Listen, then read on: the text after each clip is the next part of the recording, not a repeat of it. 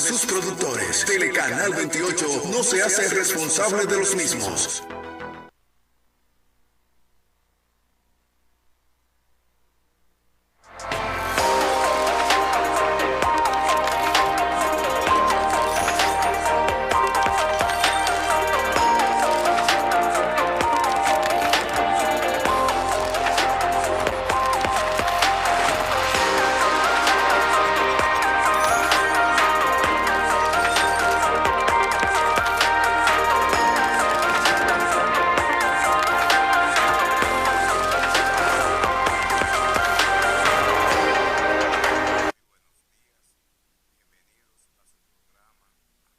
De ciencia, tecnología y sociedad. Yo soy Miguel Cabrera y hoy tendremos un invitado muy especial. Se trata de Said Sayán.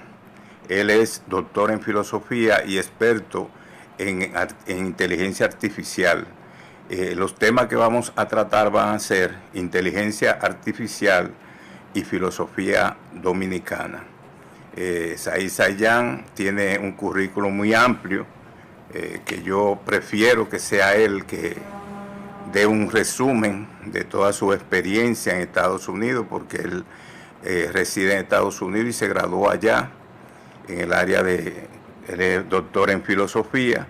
Además tiene una vasta experiencia en lo que es la inteligencia artificial. Ha trabajado esa área de inteligencia artificial y tiene para nosotros hoy una exposición sobre toda esa experiencia que él tiene de trabajo, de investigación, porque Said Sayán también es un investigador, tiene temas muy importantes que darnos a conocer sobre el proceso de investigación que lleva a cabo.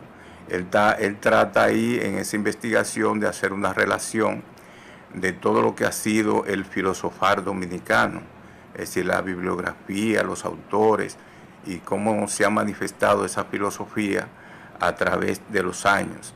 Es un experimentado investigador que lo tenemos hoy aquí en el país y que es dominicano.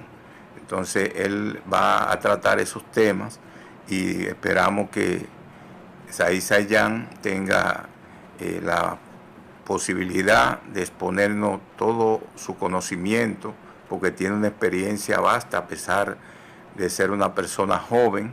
Sin embargo, se ha dedicado a estudiar, a analizar, a investigar y a ver todos esos pormenores en relación a la filosofía, a la inteligencia artificial, y sería para nosotros un placer tener aquí a un experimentado investigador que trate esos temas, que los plantee, que no solo se permita plantearlo así sencillamente como se hace en ocasiones, sino también que pueda darnos luz, porque en este mundo de cambios, de transformaciones y de inventos nuevos para la ciencia, para la tecnología, la inteligencia artificial ha jugado un papel importante, ha sido un paso trascendental para el ser humano, en el sentido de que ha contribuido al desarrollo de muchos aspectos en el ámbito de la producción, en el ámbito del conocimiento, del aprendizaje.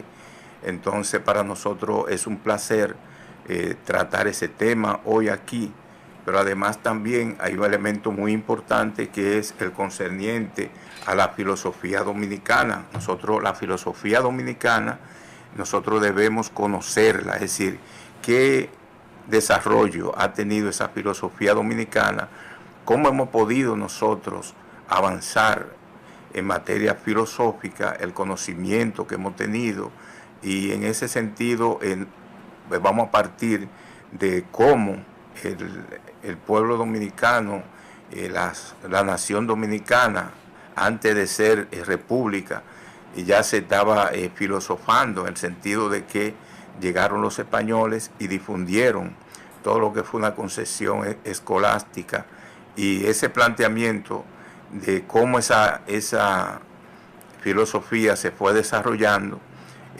Para eso tenemos hoy también al amigo Said Sayán, que va a tratar ese tema. Said Sayán, él va a tratarlo, pero nosotros vemos que debe primero realizar, según lo que creo que debe ser así, un resumen de esa experiencia que él ha tenido como investigador, como estudioso de la filosofía, pero también Said Sanyan va a tratar la inteligencia artificial, pero es bueno que sea de su propia voz, que el público, el televidente, pueda ver cómo se ha desarrollado esa experiencia de estudio y de investigación en Said Sayan. Bienvenidos ahí. Hola, ¿qué tal? Un placer. Gracias por tenerme en el programa.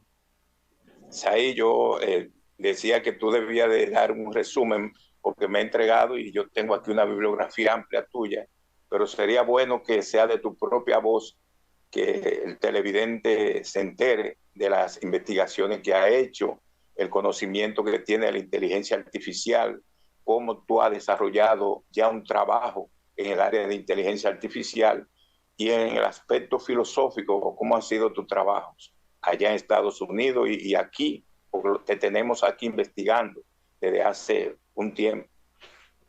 Sí, bueno, yo soy director ejecutivo de una fundación sin fines de lucros en Santo Domingo llamada Societas Sapiens. La misión de Societas Sapiens es promover y lograr que la brecha entre la promesa de la inteligencia artificial y su realización, su materialización, se cierre. Y de nuestra parte lo llevamos a cabo a través de nuestra gestión de promoción de inteligencia artificial en el ámbito del- de las políticas públicas y proyectos para desarrollar la infraestructura digital del país con una mirada hacia la investigación. Entonces, para decirte un poco de mi trayectoria, yo tengo un doctorado, un PhD en filosofía del MIT, el Instituto Tecnológico de Massachusetts, y después de ahí e hice un Visiting Fellowship o una estancia postdoctoral de 2 años en la Universidad de Harvard, donde también fui docente en la Escuela de Gobierno de Kennedy, dentro del ecosistema de Harvard, que ahí fue que profundicé en la ética aplicada y las políticas públicas. Luego fui a un fondo de inversión libre llamado Wise Asset Management por unos años más, donde me especialicé en la evaluación tecnológica de inversiones tecnológicas y donde aprendí a utilizar herramientas de inteligencia artificial. Luego de irme del fondo, he profundizado aún más en la materia con un certificado en ciencia de datos, al igual que un certificado en gobernanza de inteligencia artificial. Y actualmente estoy desarrollando varios proyectos de investigación con INTEC, la UMPU, UAS y el Archivo General de la Nación, que algunos de los proyectos involucran inteligencia artificial específicamente y en los otros la filosofía dominicana. Sí, eso es importante conocer tu experiencia en esa área. Es muy interesante también nosotros ver que tú has hecho un trabajo importante que ha favorecido el avance del conocimiento, porque de eso se trata. Sin embargo, es ahí, yo veo que se habla de inteligencia artificial, pero en realidad a veces uno no entiende bien el concepto, es decir, sería bueno que tú aclares qué es la inteligencia artificial, porque eso es del momento. La inteligencia artificial ha llegado para quedarse, porque resulta que ya estamos en un mundo de cambios, de transformaciones, y la inteligencia artificial ha contribuido también a esos cambios y a esas transformaciones de este siglo XXI. Entonces, ¿qué es la inteligencia artificial? La inteligencia artificial se refiere a un campo de la informática que se especializa en desarrollar sistemas informáticos que simulan procesos de inteligencia humana y que anteriormente se consideraban que era requerido involucrar al humano para su desempeño. Por ejemplo, en el caso del razonamiento, la empatía y el aprendizaje. Sí, la inteligencia artificial, entonces, sería algo muy importante, pero no sustituiría al humano, porque mucha de la desventaja que se habla es, por ejemplo, el empleo, que todo ese desarrollo tecnológico y en el área de la inteligencia artificial podría llegar un momento en que ya el ser humano, el trabajador, se vea perjudicado.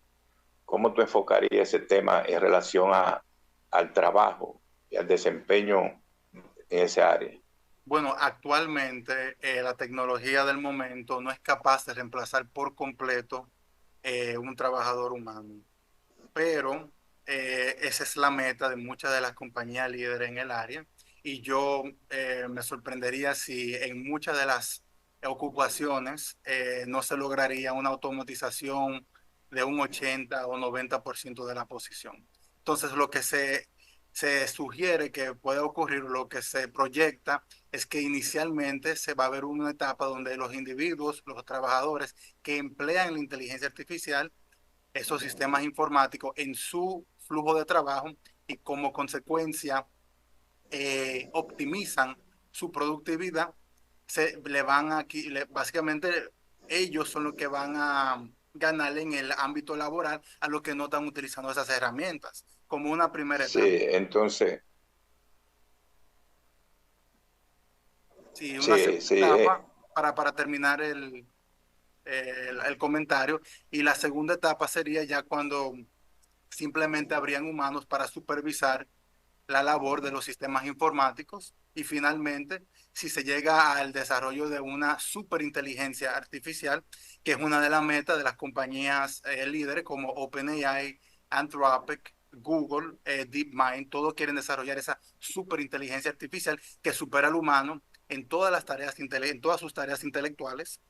En ese tal caso, en cierto sentido, ya no van a quedar muchos empleos que estén justificados y se le puede dedicar el ser humano a enfocarse en cosas que la tecnología de inteligencia artificial ya no puede reemplazar, que serían como desarrollo de investigaciones de la experiencia humana, porque no se ve cómo va a ser posible que un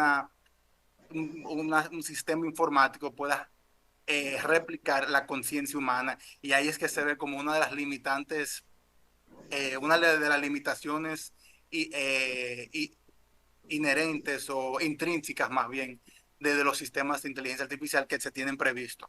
Pero sí se ve que en la labor de valor económico que lleva a cabo el ser humano puede ser automatizado por casi un completo. Y de hecho, se hizo una encuesta que salieron los resultados a principios de este año con más de 2.000 investigadores en inteligencia artificial. Y según ellos, ya para el 2027 hay un 10% de probabilidad que esa automatización de toda la ocupación humana ocurra. Y se cree que es casi una certeza para el 2060. sí, ahora cuando nosotros hablamos de ese desarrollo de la inteligencia artificial y su aplicación en la producción, tenemos también que observar y ver, y creo que... Ah, muy bien, muy bien, muy bien. De todo modo, hay un problema también al uno identificar las áreas en las cuales la inteligencia artificial tendría un efecto más positivo. ¿Cuáles son esas áreas de la producción, me refiero, que tú crees que podrían tener un desarrollo y una aplicación sin perjudicar el empleo o la mano de obra de los trabajadores y de los técnicos, en este caso? ¿Cuál es Bueno, área de producción? sí. Ahora vamos a especificar un poco más. El término de inteligencia artificial es bastante amplio. Entonces, cualquier sistema informático que pueda simular procesos de inteligencia humana como aprendizaje, creatividad o empatía. Entonces, para especificarlo un poco más, podemos hablar de un subcampo de la inteligencia artificial llamado aprendizaje automático o machine learning en inglés.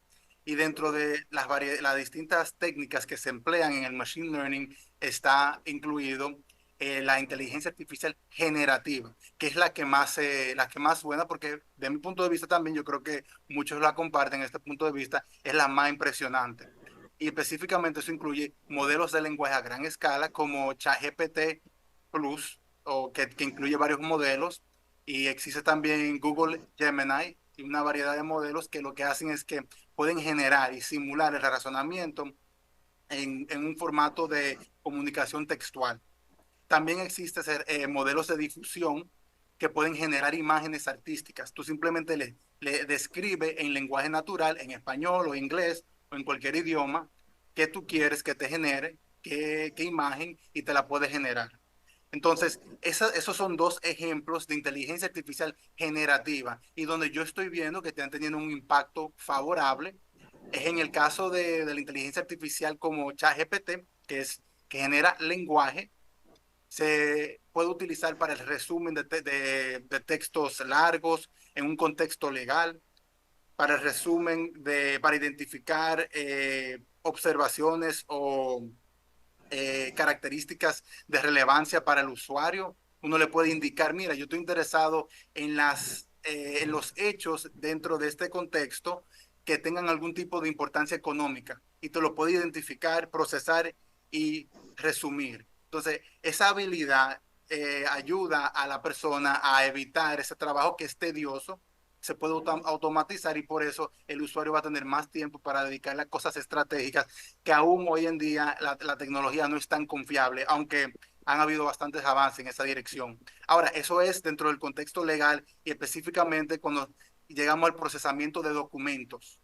En el caso de la creatividad y la IA en las industrias culturales tiene muchísimo valor también, porque pueden generarte imágenes que anteriormente solo era capaz una persona especializada en la materia, un diseñador gráfico, etcétera. Y hoy en día una compañía puede tener una sola persona que sepa manejar estas herramientas muy bien y le pueda generar todos los materiales promocionales que necesite. Entonces, de esa manera, la empresa se está evitando pagar doble salario o salarios a más personas de lo que hubiese necesitado anteriormente. Y de hecho, interesantemente, recientemente OpenAI lanzó un modelo de generación de videos, donde se le describe un video que uno quiere y te lo genera, y es de una calidad excepcional. Un famoso productor de películas en Estados Unidos llamado Tyler Perry canceló sus planes de expandir su estudio de cine de $800 millones. Los canceló los planes porque vio esa tecnología y dijo, espérate, déjame yo ver cómo se desarrolla la tecnología, porque puede ser que esté haciendo una expansión que no tenga sentido en el futuro, donde la inteligencia artificial generativa tenga tanto impacto y sea tan útil. Entonces ya se está viendo hoy en día como empleos que hubiesen existido si no existiera la tecnología ya no van a existir. En el caso específico de Tyler Perry. Sí, pero en este caso sería importante también destacar y ver cómo esa inteligencia artificial, con todo eso, esas variantes que tú mencionas, a ver cómo influye también en la educación. Es decir, la educación, tú sabes que es un factor importante de desarrollo. Ahora, vamos a ver de qué manera esa inteligencia artificial puede influir o de manera ventajosa o desventajosa en los procesos educativos. Bueno, puede influir de manera ventajosa en el sentido de que ya un individuo que tenga acceso al Internet y específicamente conozca de la plataforma de ChatGPT, aunque sea la plataforma gratis, puede profundizar sus intereses académicos de una manera que no depende del tutor, no depende del tiempo que le tenga que dar el tutor y no depende del conocimiento del tutor o del profesor. Entonces, le puede hacer una serie de preguntas dependiendo de su curiosidad, y lo puede llevar a una comprensión de un tema que no hubiese podido alcanzar a lo contrario. Entonces, de esa manera, la posibilidad de tener un tutor inteligente, computarizado, eh, personalizado a tu propio interés, le abre el campo a muchas personas y uno puede profundizar en temas de interés de una manera que no simplemente no era posible anteriormente. Ahora, una de las desventajas es el plagio, y se está utilizando mucho estos modelos para generar ensayos. A mi entender, los beneficios son muchísimo más, tienen un peso mucho más mayor que las de ventaja, porque para darte un ejemplo de cómo los profesores están tratando de contender con este nuevo desafío, es que, por ejemplo, ellos desarrollan una tarea, le dan esa tarea al sistema, a ChatGPT, digamos, y ven cómo responde ChatGPT y diseñan su tarea de una manera que si se intenta responder con el modelo no va a ser capaz de dar una respuesta adecuada. Entonces, lo está tomando el profesor en este caso como un desafío para mejorar su instrumento de enseñanza y para poder identificar a esos que están tratando de cometer un plagio. Entonces, ahí se ve cómo ha logrado que el profesor desarrolle y que avance en su pedagogía de esta manera. Entonces, yo creo que si se toma en su totalidad, ha sido un desarrollo, un avance espectacular dentro del contexto de la educación y solamente te estoy indicando una de varias dimensiones donde existe ese impacto en el sector de la educación. Ahora hay factores también que inciden en el desarrollo de esa inteligencia artificial. Intervienen muchos factores que avanzan, que hacen que la inteligencia artificial tenga un avance tan vertiginoso en estos últimos años.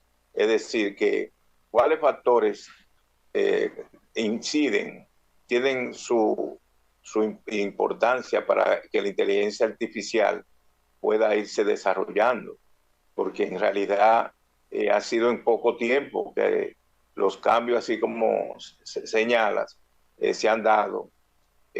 ChatGPT, eso ha sido una sorpresa para el mundo cuando aparece. Entonces lo que uno piensa es qué factores inciden para que esa inteligencia artificial se desarrolle tan rápidamente. Bueno, hay tres factores principales y que son la cantidad de cómputo o la computación avanzada que se tiene a su disposición. El segundo factor son los datos necesarios y grandes cantidades de datos. Y el último es, espérate, cómputo, datos y algoritmos. El diseño de la arquitectura del sistema informático. Entonces, para darte un poco de contexto histórico, el campo de inteligencia artificial fue fundado en la década de los 50, que fue en esa década que se acuñó el término de inteligencia artificial. Entonces tiene una historia bastante larga, se desconoce lo largo que es, y han habido etapas de auge y de auge y de, digamos, inviernos dentro del desarrollo de la inteligencia artificial a lo largo de las décadas. Y se ha visto ese gran desarrollo vertiginoso, como indicas tú, porque en el 2017 se descubrió una arquitectura nueva, ahí entran los algoritmos, llamado Transformer.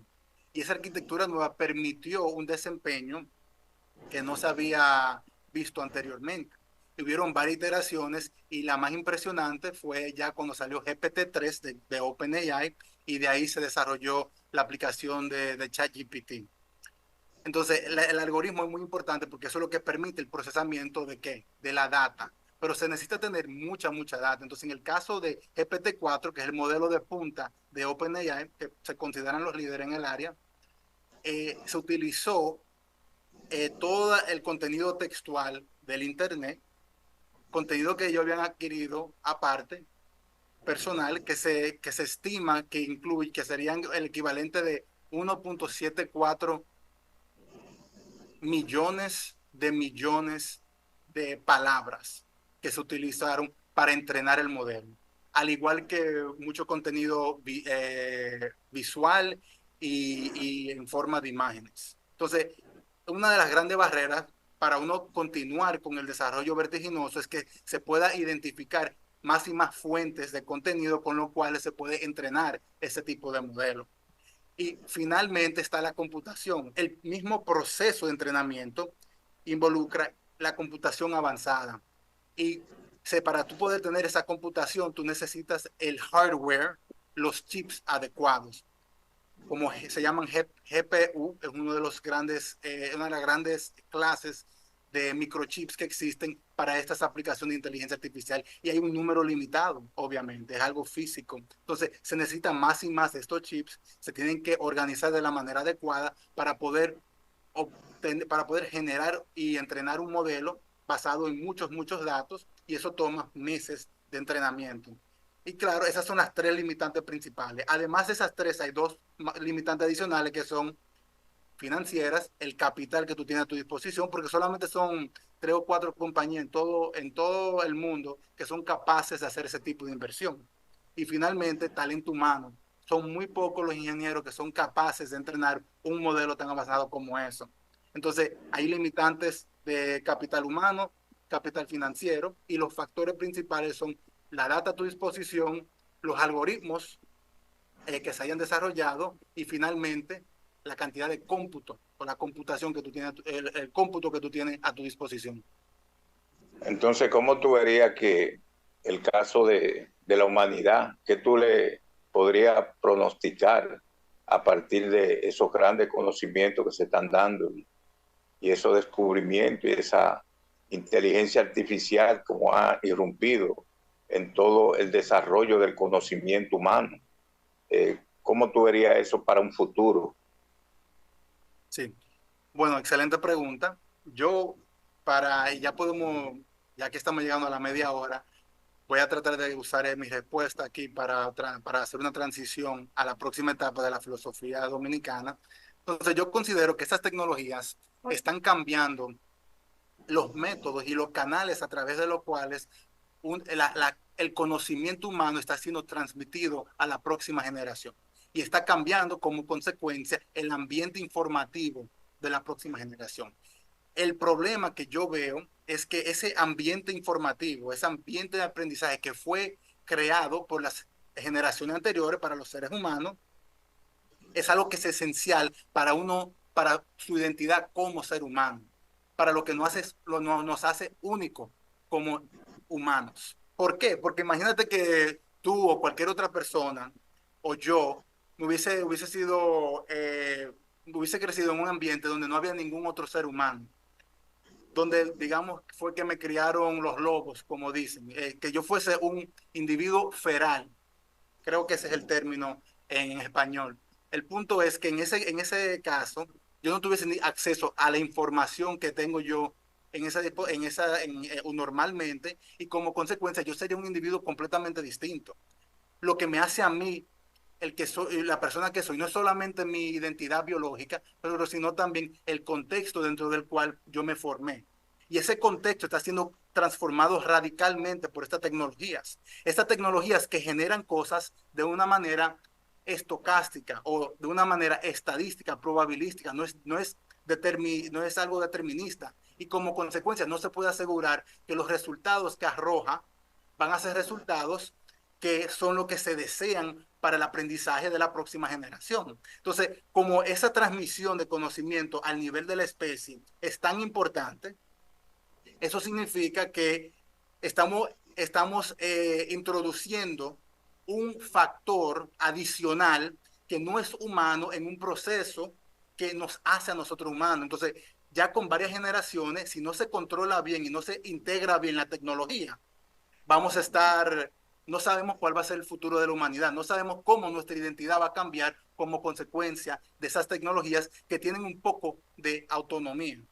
Entonces, yo diría que de ese punto de vista es donde yo veo el impacto más grande de la tecnología generativa específicamente al desarrollo de la especie humana. Y para hacer la transición al próximo tema de inteligencia artificial, dejando atrás ese gran panorama, yo mismo empleo como investigador académico en el proceso de mi proyecto del desarrollo de una bibliografía comentada de la filosofía dominicana. Yo utilizo herramientas artificiales para redactar, para identificar conexiones temáticas entre distintos textos, para procesar textos. Entonces, esas herramientas me han facilitado a mí mucho la vida. Ese trabajo que estoy haciendo ahora, yo no hubiese sido capaz de hacerlo porque no tuviese suficiente tiempo para hacerlo en el tiempo delimitado. Entonces, de esa manera estoy desarrollando un proyecto que no hubiera existido si no tuviera a mi disposición la herramienta que tengo hoy en día. Entonces yo creo que ese es un impacto más próximo, ¿verdad? Más próximo a nuestros tiempos, digamos, que también le veo que hay muchas áreas del conocimiento que no se han desarrollado porque no habían suficientes recursos para desarrollarlo. Pero hoy en día, por la productividad, como se incrementa con las tecnologías de inteligencia artificial, se pueden desarrollar esas áreas que a lo contrario no hubiesen sido desarrolladas. Said Sayan es doctor en filosofía y tiene investigación, está investigando sobre ese aspecto en República Dominicana, sobre la filosofía dominicana. Pero una pregunta que no debe faltar al hablar de filosofía dominicana es si existe o no una filosofía dominicana. Esa pregunta ha creado en los filósofos del país una discusión que tiene tiempo y no se ponen mucho de acuerdo en cuanto a eso, porque muchos dicen que no existe una filosofía dominicana y otros dicen que sí existe una filosofía dominicana que se ha ido construyendo. Dicen también que hay hablando de construir, dicen que hay una filosofía dominicana en construcción. Eso ha traído ese debate entre los filósofos dominicanos. Entonces, como estudioso y como también doctor en filosofía que eres, yo te preguntaría, ¿existe una filosofía dominicana? Bueno, como buen filósofo, yo te diría que todo depende de qué tú quieres decir con el término filosofía y con el término dominicana. Entonces, hay que definir precisamente a qué uno se refiere con filosofía. Entonces, yo creo que muchas de estas personas que están en desacuerdo sobre la existencia de la filosofía dominicana simplemente están empleando concepciones distintas de la filosofía. Entonces, dependiendo de tu concepción, se puede argumentar que sí existe o no existe. Entonces, en el caso de una concepción universalista, donde se considera que se asocia más con la filosofía como fue desarrollada en la antigua Grecia y como la vimos desarrollarse en la Ilustración, con Descartes, con Leibniz, con todos esos grandes pensadores, con Kant, que por cierto creo que hoy es el año número 300 desde su nacimiento, por cierto que cumple 300 años del natalicio. Todos esos pensadores trataron temas que eran completamente generales y que no importaba específicamente la región en la cual se planteaban. Entonces, usando esa definición de la filosofía, donde se tratan los temas universales, yo diría que no se puede decir que hay una tradición filosófica dominicana que ha tratado esos temas a lo largo de su historia como tradición filosófica o intelectual. Pero sí hemos tenido pensadores que han identificado y que han tratado esos temas, como Andrés Avelino. Entonces, con esa definición de la filosofía, que la considero muy restrictiva, se puede argumentar de que no existe una filosofía dominicana, o se puede argumentar a lo contrario también que existió, pero que actualmente no existe. Eso se puede argumentar. Pero ahí estamos utilizando una concepción de la filosofía muy, muy, muy restrictiva, que no considero que es la adecuada y que no captura en su esencia, para mí, lo que es la filosofía. Sí, muchos parten en este problema de la filosofía con la llegada de los españoles a partir de la llegada de las órdenes religiosas. Sin embargo, ese tema y esa pregunta acerca de cómo se inició la filosofía dominicana, la vamos a seguir después de esta breve pausa que vamos a hacer, Sai, y entraremos entonces con ese tema. Sí. Vamos a una pausa.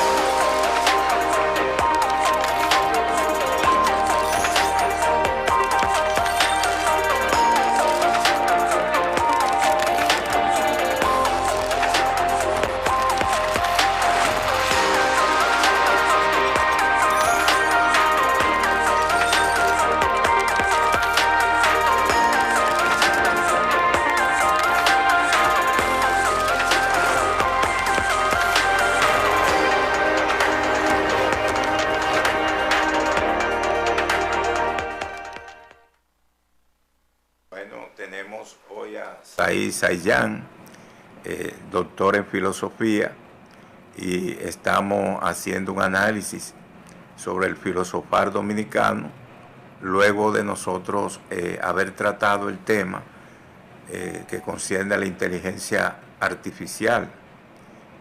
Ese tema que también Said Sayan lo domina y ha hecho trabajos y labores en cuanto a lo que es la inteligencia artificial.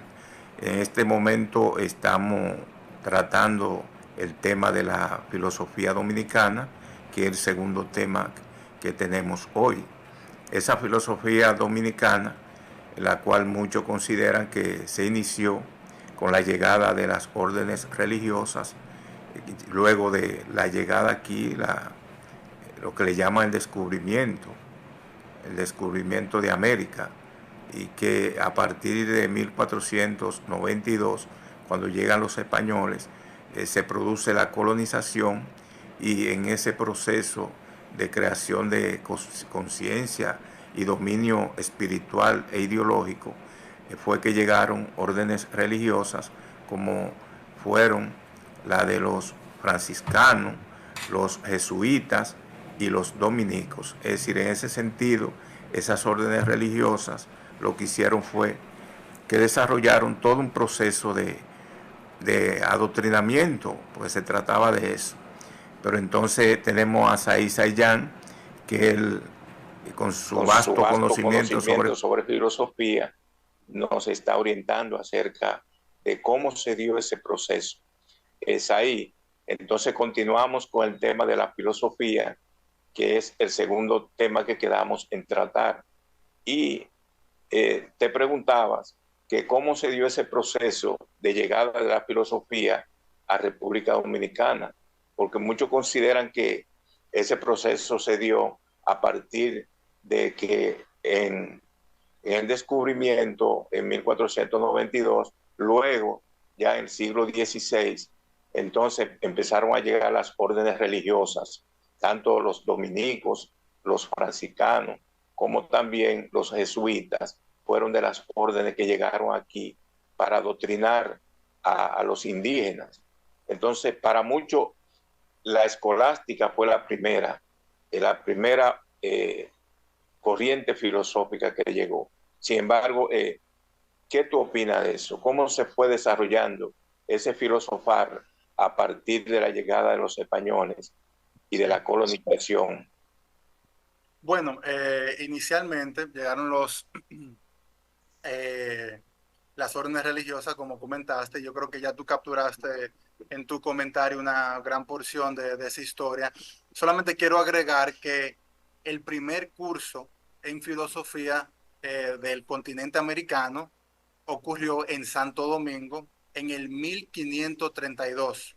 O sea, 6 años antes de la fundación de la primera universidad de América, que en ese entonces se llamaba la Universidad de San Tomás de Aquino, que fue en el 1538. Entonces, desde antes del desarrollo de la primera cátedra en el continente, ya se estaban dando cursos en filosofía aquí en Santo Domingo. Y algo que me parece sorprendente es que esta historia está invisibilizada con respecto a las tradiciones filosóficas de Latinoamérica y afrocaribeña.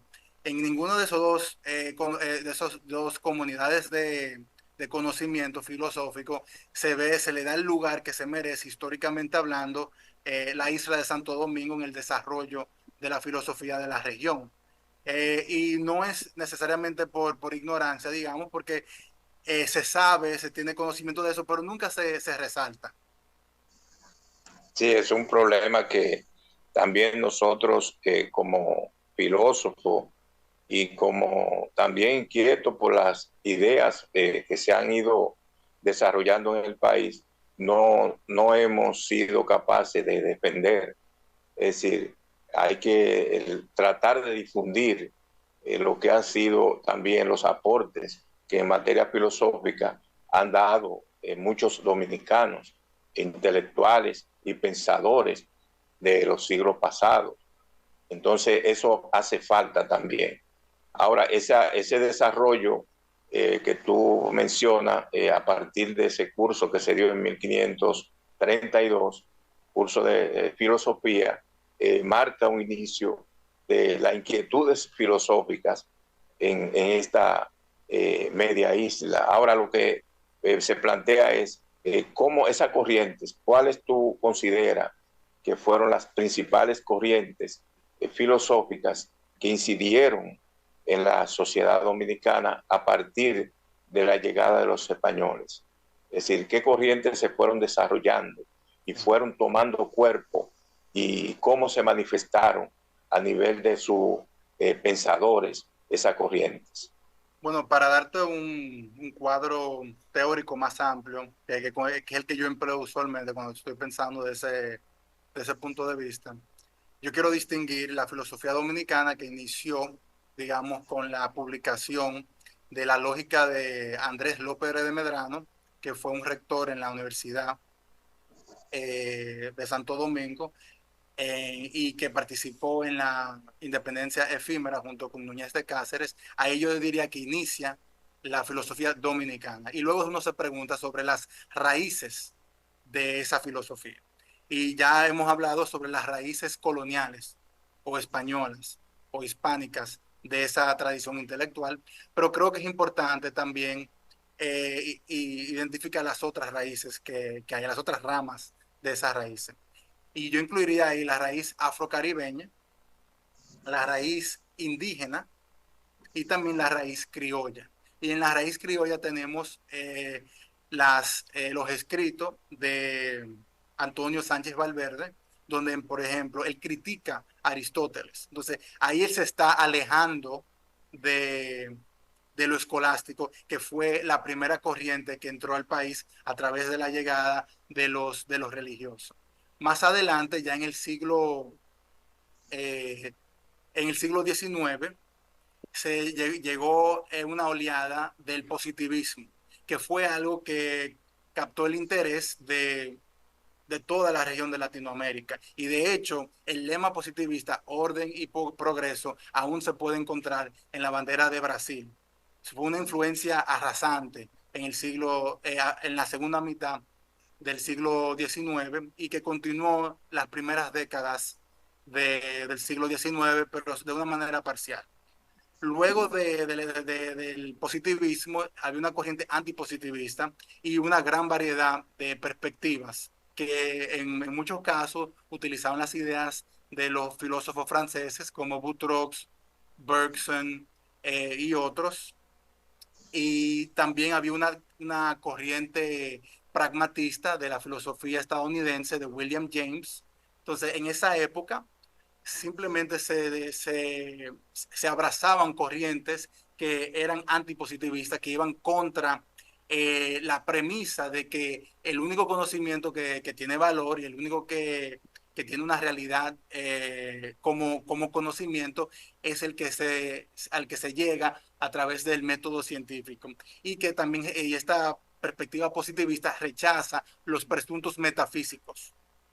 Entonces, yo diría que ahí entran las otras corrientes. Más adelante hubieron corrientes de izquierda como el marxismo y el comunismo, el socialismo, que entraron al país y que durante la década de los 70, por ejemplo, tenía un impacto arrasante, o sea, una influencia arrasante en la comunidad intelectual del país.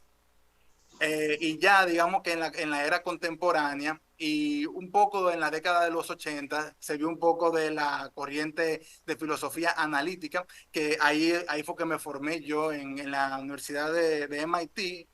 Ahí esa es la tradición de nosotros, que la distinguen de la tradición continental de la filosofía europea. Y se han visto un poco de ejemplos de trabajo así, por ejemplo, en el caso del doctor Enerio Rodríguez, el profesor Enerio Rodríguez.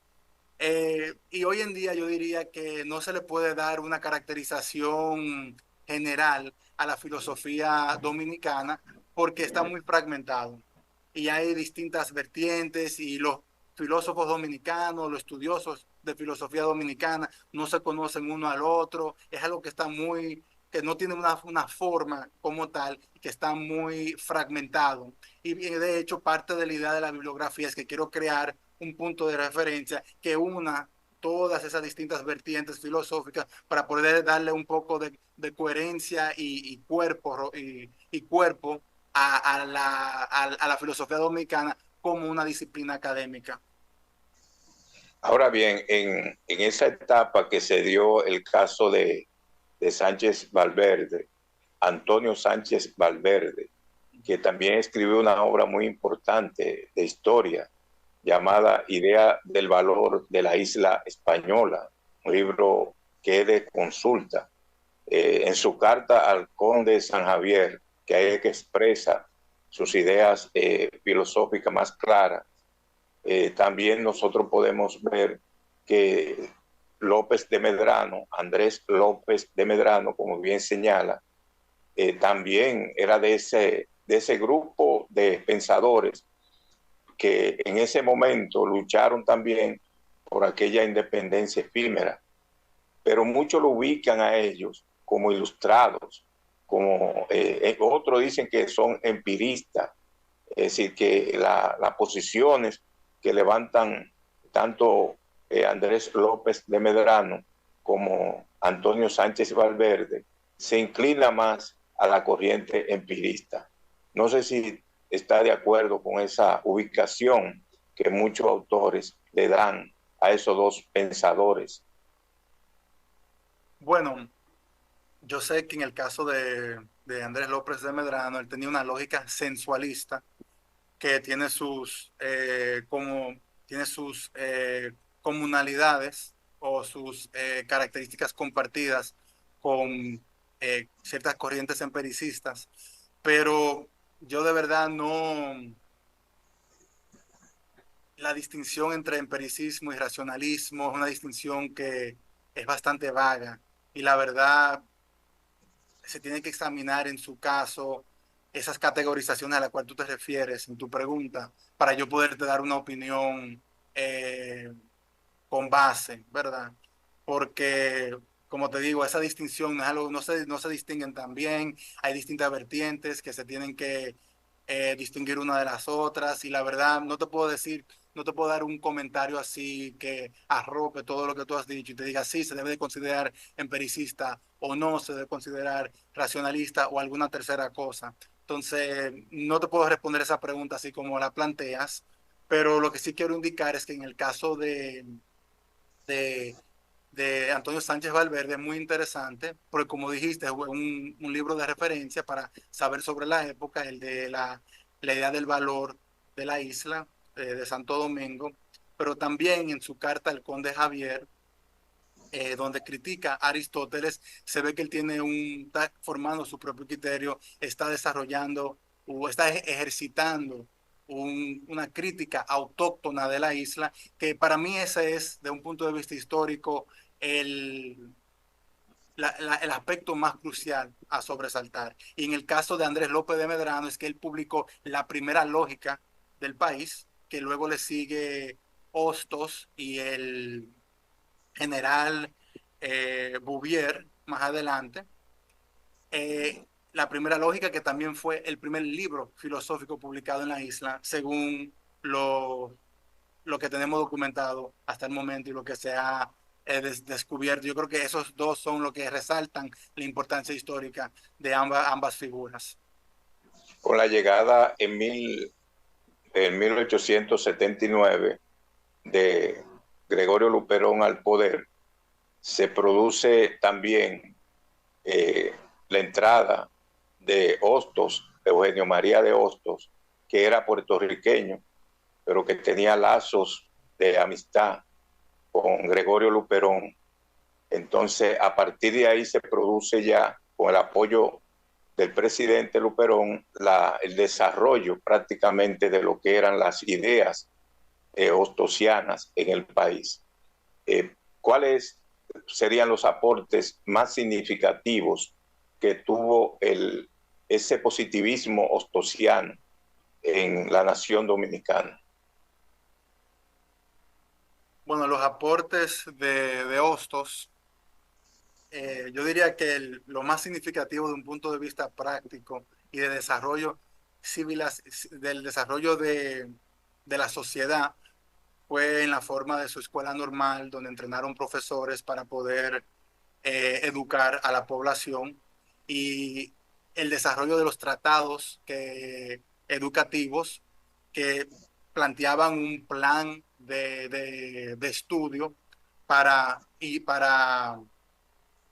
educar a los dominicanos. Para mí eso fue el impacto más importante de la obra de la obra educativa de Hostos en República Dominicana.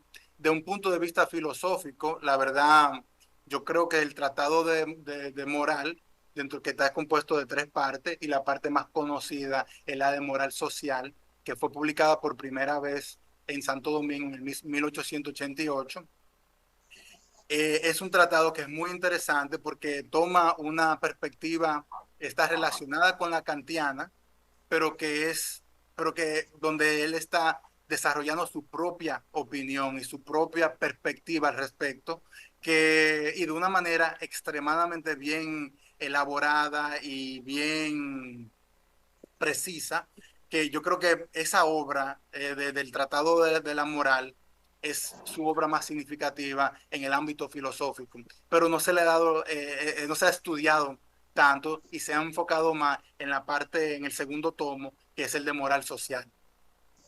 Hablando de Hostos, si analizamos la era de Trujillo, que se inicia el 16 de mayo de 1930 y concluye en el 30 de mayo de 1961 con su ajusticiamiento, en ese periodo de 31 años, si analizamos desde el punto de vista filosófico, vemos que se desarrolló mucho la filosofía en esa época. Es decir, ese periodo de 30 años aparecieron numerosos filósofos que dieron su aporte, y el más significativo fue el de Andrés Avelino García Solano.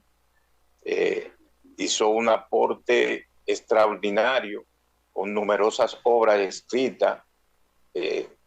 Ese caso, por ejemplo, de Avelino es un caso único en el país, porque analizando todo el material que produjo, intelectual y filosófico, llegamos a la conclusión de que en el país nunca se había dado un fenómeno como ese de un pensador que analizara todos los aspectos de la realidad filosófica, tanto el aspecto de la ontología, también el aspecto de todo, axiología, todo el conocimiento, la teoría del conocimiento, la nociología, es decir, en todos los campos prácticamente de lo que es la filosofía. Andrés Avelino García Solano hizo su aporte, hizo su análisis, y ahí están sus numerosas obras escritas. Ahora, lo que uno se sorprende es cómo en un periodo dictatorial de 31 años la filosofía se desarrolla así. Es decir, ¿qué elementos podrían impulsar el desarrollo filosófico en esos 31 años de dictadura? ¿A qué tú le atribuyes eso?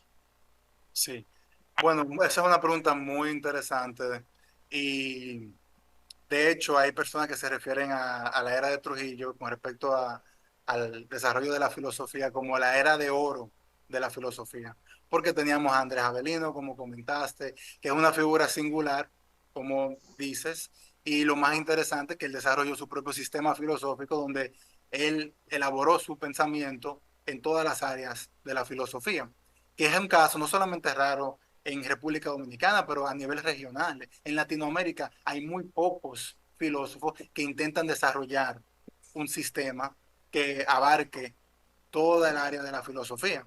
Entonces, es algo que es poco común, no solamente dentro de nuestro contexto nacional, sino el contexto regional.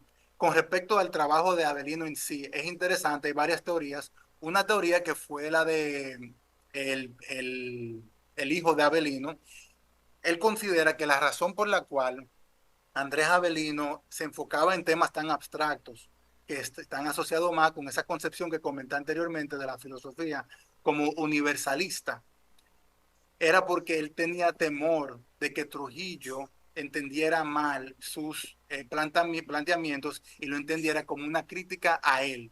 Y al mantenerse muy en una esfera muy elevada, hablando sobre temas muy abstractos, en desarrollar sus ideas, él trataba de minimizar ese riesgo de que Trujillo lo considerara a él como una amenaza o como alguien que le faltó el respeto de alguna manera a través de su trabajo. Entonces, según el hijo de Andrés Avelino, parte de la explicación de por qué se enfoca en temas tan abstractos es precisamente porque estaba Trujillo en esa era y era una amenaza para, para los pensadores de la época. Entonces es interesante como tú ves esta influencia paradójica de un ambiente político que suprime, que puede generar un florecimiento intelectual del lado abstracto, fenomenal y singular en la historia de la República Dominicana. Entonces, en el caso específico de Andrés Avelino, me parece esa teoría muy interesante. No te voy a decir que soy partidario de la teoría, pero te la comento porque creo que da mucho a pensar. Chay, ha sido muy interesante tu intervención. Unas palabras breves de despedida, porque ya el programa ha terminado. Ya tú sabes que tenemos, si tú quieres expresar una idea rápida, una despedida al público. Bueno, muchísimas gracias a los que vieron esto y por favor, si están interesados en contactarme, sea por la inteligencia artificial o por la filosofía dominicana, simplemente pueden googlear mi nombre, Said Sayans, y pueden encontrar cómo contactarme. Y los invito. Muchas gracias ahí. Será hasta el próximo lunes con Hablemos de Ciencia, Tecnología y Sociedad con Miguel Cabrera. Hasta el próximo lunes.